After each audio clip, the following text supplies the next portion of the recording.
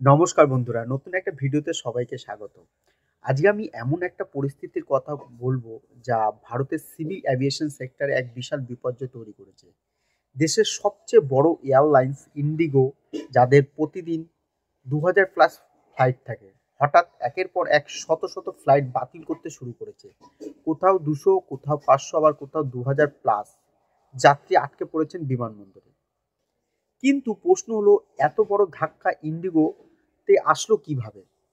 দায় কার? যাত্রীদের কি হবে? আর এই সমস্যা কতদিন চলবে? আজকের এই ভিডিওতে আমি এই বিশাল সমস্যার কারণ নিয়ে আলোচনা করব এবং কিভাবে এই সমস্যার সমাধান সম্ভব সেই বিষয় নিয়েই আলোচনা করব। এই পরিস্থিতির জন্য অনেকেই দায়ী করছেন DGCA, directorate general of civil অ্যাভিয়েশনের নয়া নিয়মকে। 2024 সালের জানুয়ারি মাসে পাইলট ও বিমান কর্মীদের স্বার্থ রক্ষায় তাদের কাজের সময় নির্দিষ্ট করে দিয়েছিল DGCA. Flight duty time limitation বা এফডিটিএল নামের এক নির্দেশিকা পাশ করা হয়েছিল। ওই নির্দেশিকায় বলা হয়েছিল পাইলট ও বিমান কর্মীদের 48 ঘন্টা সাপ্তাহিক বিশ্রাম দিতে হবে, যেটা আগে এই সময় ছিল 36 ঘন্টা। প্রতি সপ্তাহে রাতে মাত্র 2টি বিমান অবতরণ করতে পারবেন পাইলটরা, আগে যেটা সংখ্যা ছিল 6টি। পাইলট ও বিমান কর্মীদের নাইট ডিউটি সপ্তাহে পরপর 2 দিন একবারই দেওয়া যাবে না। আর পাইলটরা লিভ বা ছুটি নিলে তার সাপ্তাহিক বিশ্রামের আওতায় আসবে না, যদিও এই নিয়মটি সেই সময় স্থগিত করা হয়েছিল। এই বিধি নির্দেশিকা 2024 সালের জানুয়ারিতে আনা হলেও বিমান কোম্পানিগুলোর বারংবার অনুরোধে তা লাগু করা থেকে পিছিয়ে আসছিল ডিজিসিএ। কিন্তু সম্প্রতি এই বিধি কার্যকর করার জন্য খোদ দিল্লি হাইকোর্ট ডিজিসিএকে নির্দেশ দেয়। এরপরেই জুন ও নভেম্বর মাসে 2 দফায় এই নির্দেশিকা কার্যকর করতে শুরু করে দেশের উড়ান নিয়ন্ত্রক সংস্থা। এবার প্রশ্ন আসছে যে কেন ইন্ডিগোই সব থেকে বেশি এর সমস্যার সম্মুখীন? দেশের অভ্যন্তরীণ উড়ান পরিষেবার ক্ষেত্রে ইন্ডিগো তুলনামূলকভাবে অনেকটাই সস্তা, ফলে এই এয়ারলাইন্সটির উপরে এমনিতেই চাপ সব থেকে বেশি। পরিসংখ্যান বলে পরিষেবা দেওয়ার ক্ষেত্রে একাধিক এয়ারলাইন্সের থেকে এগিয়ে রয়েছে ইন্ডিগো। দেশের প্রায় 90টি এয়ারপোর্টে পরিষেবা রয়েছে এই সংস্থার।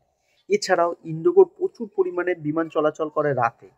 নয়া বিধিনিষেধের সবচেয়ে বেশি প্রভাব পড়েছে রাতের বিমান চলাচলেই, যার জেরে ভুগতে হচ্ছে ইন্ডিগোকে। কারণ নিয়ম মেনে পরিষেবা দিতে যে পরিমাণ পাইলটের প্রয়োজন তা এখনই ইন্ডিগোর কাছে নেই।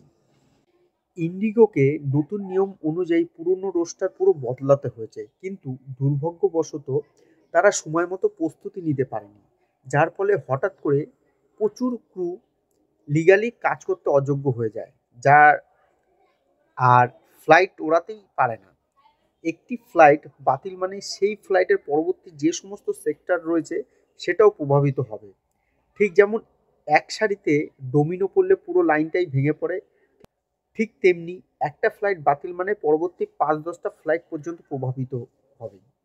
আর তার উপরে রয়েছে সিজনাল প্রেশার। শীতের মরশুমে যাত্রীদের চাপ সব থেকে বেশি থাকে। এই পিক সিজনে হঠাৎ রোস্টারের এই পরিবর্তন পুরো সিস্টেমকে ক্রাশ করে দিয়েছে। বিভিন্ন বিমানবন্দর যেমন দিল্লি, মুম্বাই, হায়দ্রাবাদে দেখা গেছে হাজার হাজার যাত্রী লাইনে দাঁড়িয়ে আছেন। কেউ অফিসের কাজে বেরিয়েছেন, কেউ বিবাহ অনুষ্ঠানে, কেউ জরুরি চিকিৎসার জন্য, কিন্তু ফ্লাইট বাতিল। অনেক যাত্রীর টিকিট লাস্ট মিনিটে বাতিল মেসেজ এসেছে, কেউ 5 ঘন্টা দেরি, কেউ 10 ঘন্টা দেরি।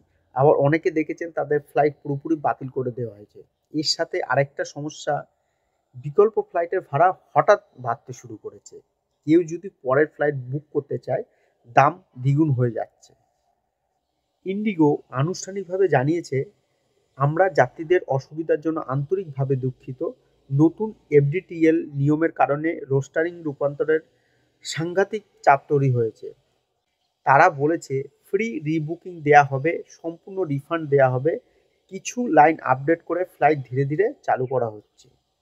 এই পুরো ঘটনা দেখিয়ে দিল টেকনিক্যাল বা নিয়মের সামান্য পরিবর্তনে বড় এয়ারলাইনের অপারেশনকে কিভাবে নড়বড়ে করে দেয়। ইন্ডিগো পরিস্থিতি সামলানোর চেষ্টা করছে, কিন্তু এই অভিজ্ঞতা যাত্রীদের জন্য অবশ্যই কষ্টকর। আপনি যদি নিয়মিত ভ্রমণ করেন, ফ্লাইট স্ট্যাটাস অবশ্যই আগেভাগে চেক করুন। ভিডিওটি ভালো লাগলে লাইক, শেয়ার আর সাবস্ক্রাইব করতে ভুলবেন না। ধন্যবাদ। আবার দেখা হবে নতুন ভিডিওতে।